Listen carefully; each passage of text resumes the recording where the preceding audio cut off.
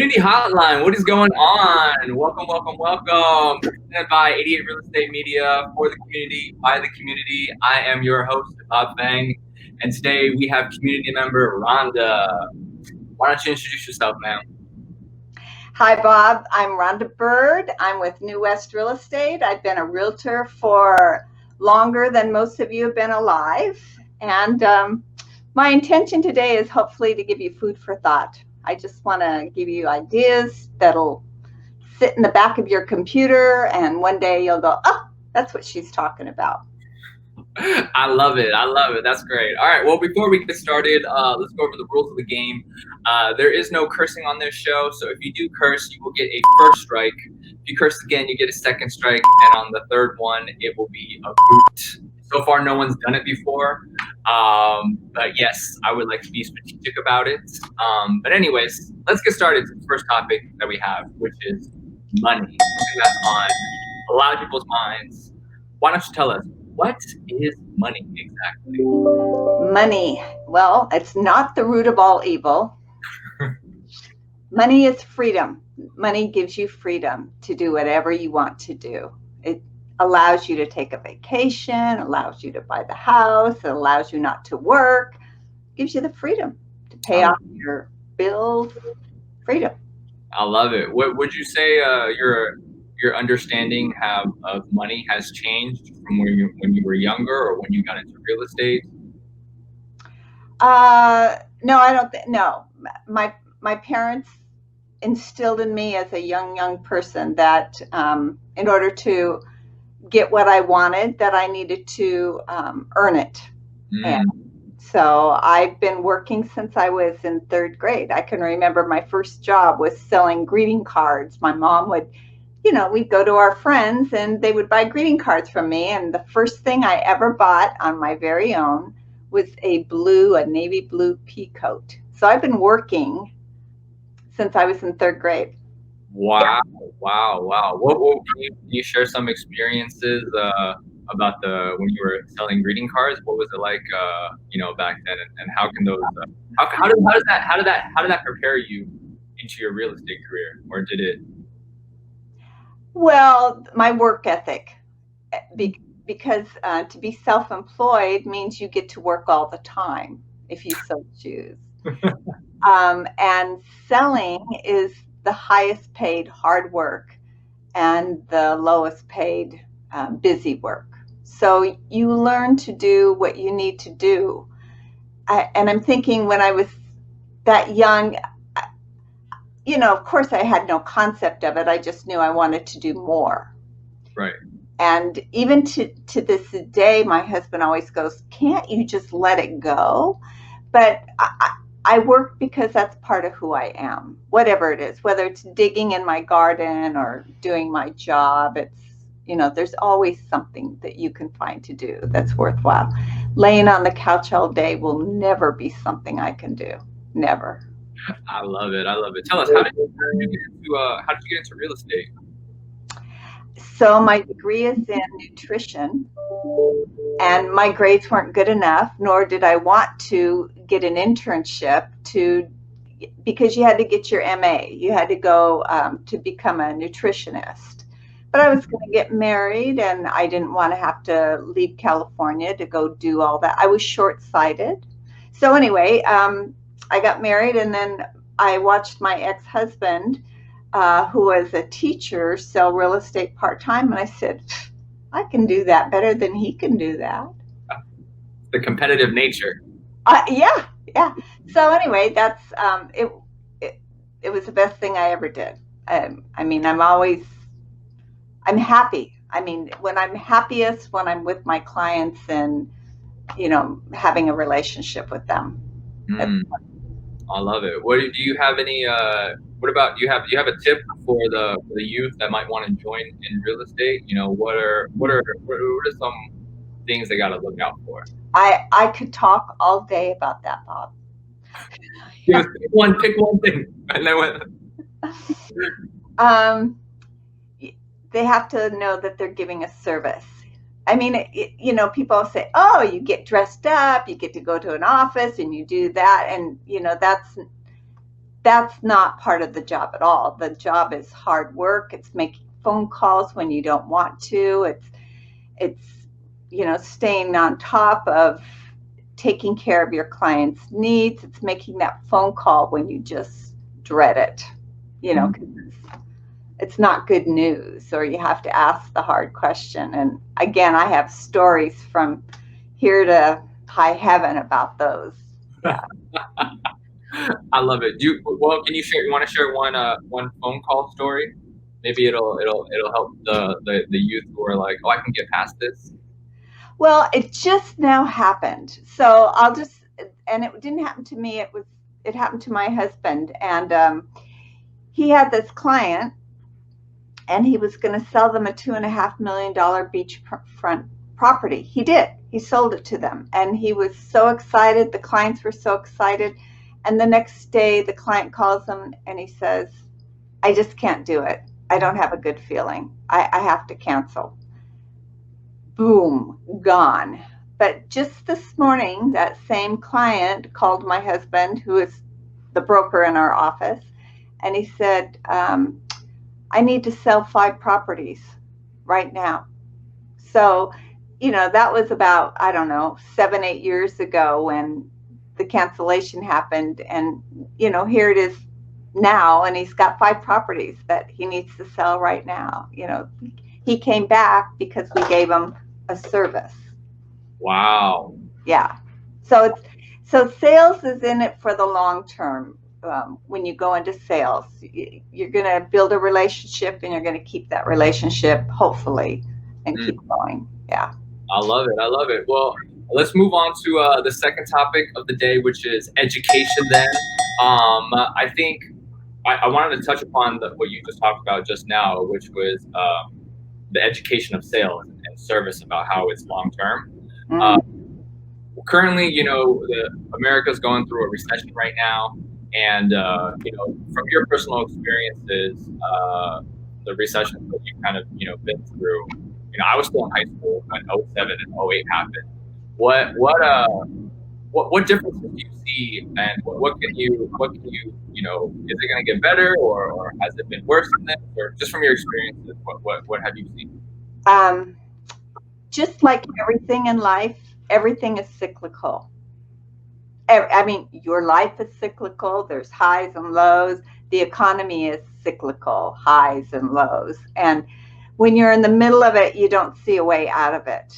But again, those wise words, this too shall pass. You have to cling to those, because it's going to pass, and you have to be ready for the next cycle, always. Got it. So what was happening? What was the worst time that you've seen in the real estate market in Southern California? The 90s was the worst recession for us, because we had done big expansion, and the 90s was, in our area here in Southern California, was a 5-year decrease in value of property. So you could sell somebody something, and then the next year it wasn't worth as much, and you had to hope that they weren't angry at you, because now this investment wasn't worth as much as they paid for it, because we're so used to having our properties escalate in value. It isn't like that everywhere in the country. So we're kind of spoiled. So that was a really tough, and it lasted so long, at least 5 years. The 90s, it started going down, and it wasn't until 97 where we saw a turnaround where, okay, all right, this is going to happen, and then it got better. It was better. So it's very cyclical. Oh my word. What was the main causes of that, of all the prices going down for the past 5 years? Everybody here in Southern California, near the Orange County, Long Beach area, we lost major employers. Boeing, which was McDonnell Douglas at that time, employed like 40 and 50,000 people. And those were high-paying jobs that you did not need a college education for. And yet they were high-paying jobs where a person could, sometimes they only needed one income, and they were able to raise their kids, send them to college and whatever. So it was Douglas. They went down to like 10,000 employees. And then it was the Navy shipyards left, and something else happened down in Long Beach. The shipyards and something in the port happened. It all changed. 3 major employers of good, high-paying jobs left our area. So then the jobs had to change. So our economy is different here. It's based on different things. And maybe they don't earn as much money. So then, that changed things. And in the 90s, people lost their jobs and lost their houses right and left. That was scary too. Yeah. Wow. So so you're saying that the recession we're going through right now, it's not as bad as the 90s. And that's what they say. Well, we haven't seen any price drops in real estate. Maybe they'll get softer, but we haven't seen that yet. So if anybody wants to buy, interest rates are almost zero. You need to buy. Money is cheap. And then, we don't think it's good because the basis of the economy before the quarantine was healthy. Although they say the recession started in February, that's what I'm reading now. We didn't see it, so I don't. But again, we're all waiting for it because it's been like 10 years of go, go, go, up, up, up. It has to take a breath, right? You need to breathe. I need to breathe. The economy needs to breathe. So it's cyclical. I love it. Yeah. Tell us, what kind of person were you in high school? I hope I was nice, but sometimes I wonder. What do you mean? I don't know. I hope people say she was a nice person, but when I die, I hope they say, "Oh my God, do you remember what she did?" But for now, I hope they say I was a nice person. I love it. Do you what kind of struggles were you kind of going through in high school or in your early 20s that you think could be helpful for those listening now? Totally insecure, totally afraid of not doing or saying the right thing, of hurting somebody's feelings. I wanted everybody to like me. I was a people pleaser. And then so the first time somebody says, "Well, I don't like you," oh, you're devastated. And that's one thing about growing up. You go, "Oh, okay, that's all right. We don't have to be friends," But when you're young, most of the time you are a people pleaser, or we're insecure because we're just not sure of ourselves yet. We haven't been tried and tested and succeeded enough to really have. And now maybe some people have, like maybe an athlete, maybe they're tried and tested in their athletics and they know they're good, but maybe they're insecure about their job or something like that. To get past our insecurities, I think the only thing that really does that is time. I guess when you mention time, then how does someone that a young woman that's going through high school? I'm sorry, say that again. You cut out on me. Oh, sorry. Yeah, the question was, when you mentioned that insecurity is a big issue that the youth probably face and that you faced. That time was one of those things that could let them move through it. What are some, I guess, practical steps that they can actually use to move through insecurity as time flows? I think everybody has to. We all have to examine what we do. So maybe you make a great cake. Maybe you're great at fixing cars. You picked up the laundry like somebody depended on you to do. Those are small steps that you build. There's a gentleman in uniform on YouTube or on Facebook, I saw it, and he says, if you want to succeed in life, make your bed. You know, it's the small, simple steps that you do every day. And I don't care what profession or what you're trying to achieve. Sometimes you just need to count up all those little things that you do to remind yourself, I'm pretty good. Yeah, I got that done today. Because so I don't make a sale every day. I don't do everything right every day, but I do something okay every day. And we forget it's the little things that count all the time. It's the little things that count. They all add up. That's great. That's right. A little. I love that. Making your bed. That's such a powerful, like, small little step that I think a lot of people underestimate.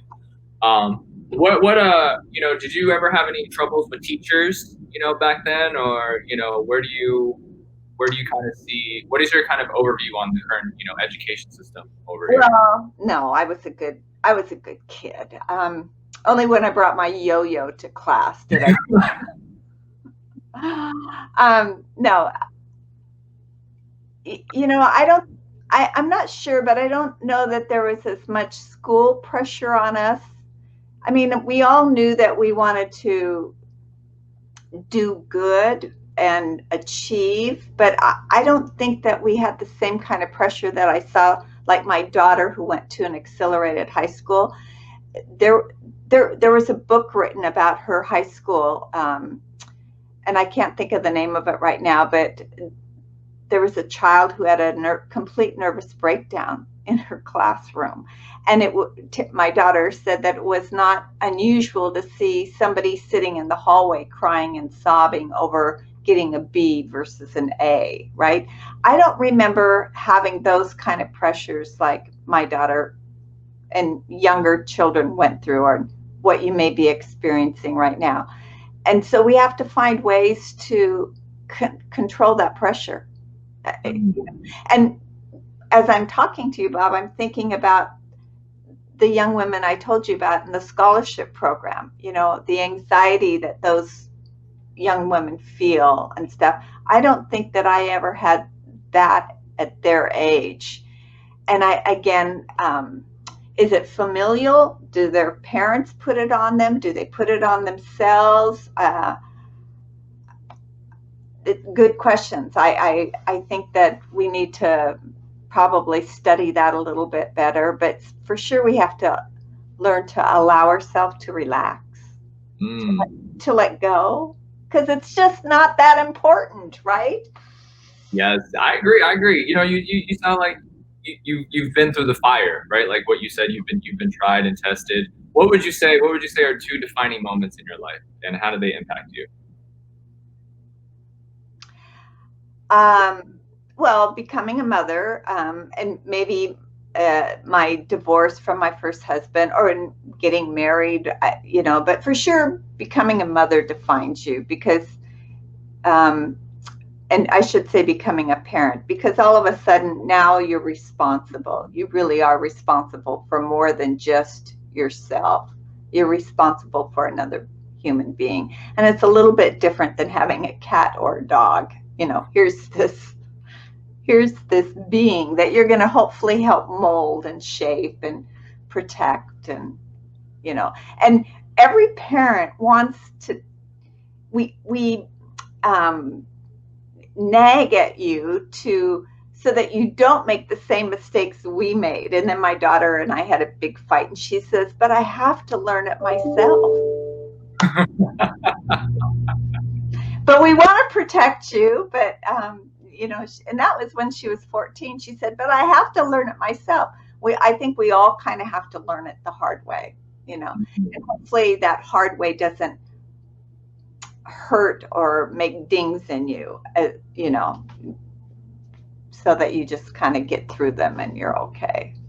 That's great. So, I mean, since we're on the topic of motherhood, you got any, what are 2 tips on motherhood for young mothers out there lessons that you might have? It's kind of the same thing. It's, relax and enjoy. People said to me, enjoy. What? I'm up at 2 a.m. How do I enjoy it? But, you got to learn to enjoy. They get dirt in their face and their ears. You applaud them because they're testing, and you just got to relax into it. Again, the old thing, relax, let it go. That's life. Those are tried and true techniques. I love it. I love it. All right, moving on to the last topic of the day, which is love. What is love?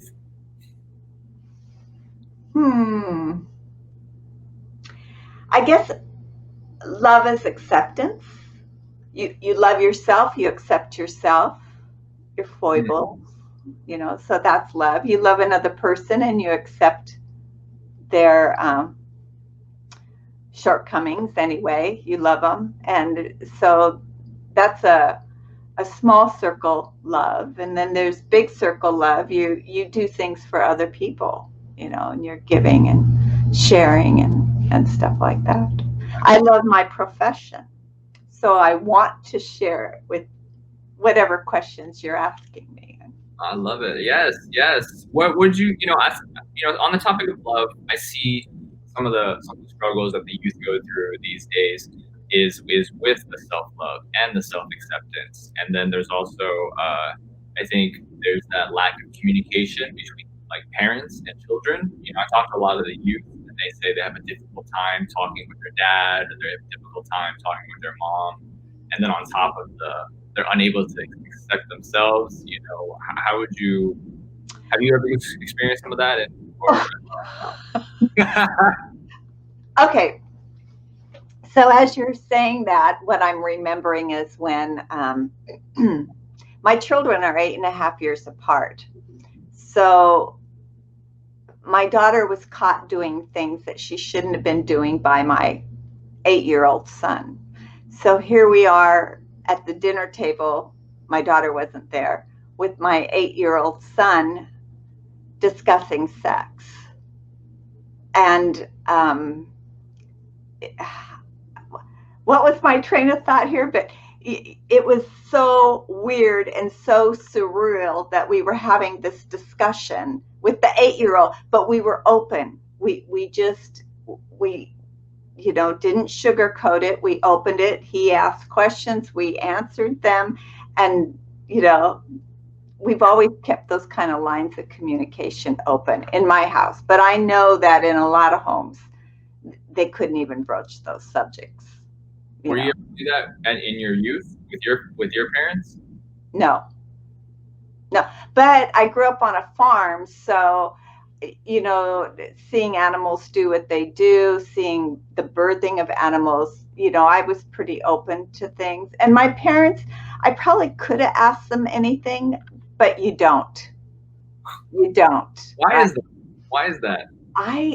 Good question. I don't know. My son has always asked me everything, but not my daughter. But I don't know why we're insecure about doing that. Good question. That never occurred to me until you just asked me that. No, I never asked my parents that, but I could have.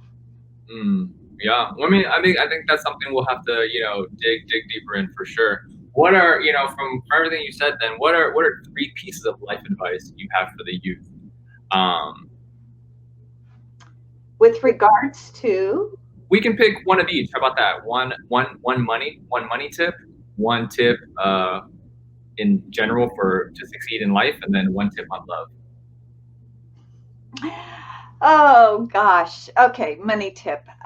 Don't spend everything you earn. One thing I was taught a long time ago, and it's sometimes kind of hard, but always invest in yourself. So then that means put money towards your education, or maybe sometimes it's money that you want to spend getting your teeth fixed. That all counts. It's your self-love. It's your money put towards yourself. So you always want to save a little bit, because those big purchases are going to come. Live beneath your means, always. Always. Live beneath your means. I love it. Great. Yeah. And then education, never stop learning. Always pick up. And, even if you're reading a novel, or, a trashy novel, even, there's something to... Trashy novel? What's a trashy novel? Well, I like suspense books, right? And so when I read these heartwarming stories about the young person who achieves this and achieves that. I've said to my mom, who's still alive at 88, I said, I don't want to read that. I live that. I want escapism. But there's something to learn in anything, whether you read, whether you do something, whether you just go to a class and a lecture. And as a realtor, we have to renew our license all the time, and it's so annoying. But there's always something to learn in those classes because things are always changing. So you just have to have that attitude that there's something to learn. But you learn something from those trashy novels too, because you learn how somebody else interpreted something or handled a problem. Right? Right. Yes. So, another perspective. I like that. Yeah. So what about a love tip? Well, love yourself first. Be nice to yourself first. And then you'll share that with other people. That definitely brought the attention of being nice to yourself. I think that's something that people struggle with, right? Being nice with themselves. Because you have self-doubt, you feel unworthy, you feel like nobody cares, nobody, the young man who's dying to have a date but is afraid to ask somebody out, he's got to feel comfortable enough in himself to ask that other person out. That's the self-love we have to have. That gives you confidence, right? And even through all my insecurities, people will say to me, "You're insecure. You don't have a fear about going up to anybody and talking to them and stuff like that." But inside, I was quaking. I just knew I had to do it. Right? And through it all, I knew that I was a good person. I knew that, but that I wasn't an evil person. I was a good person.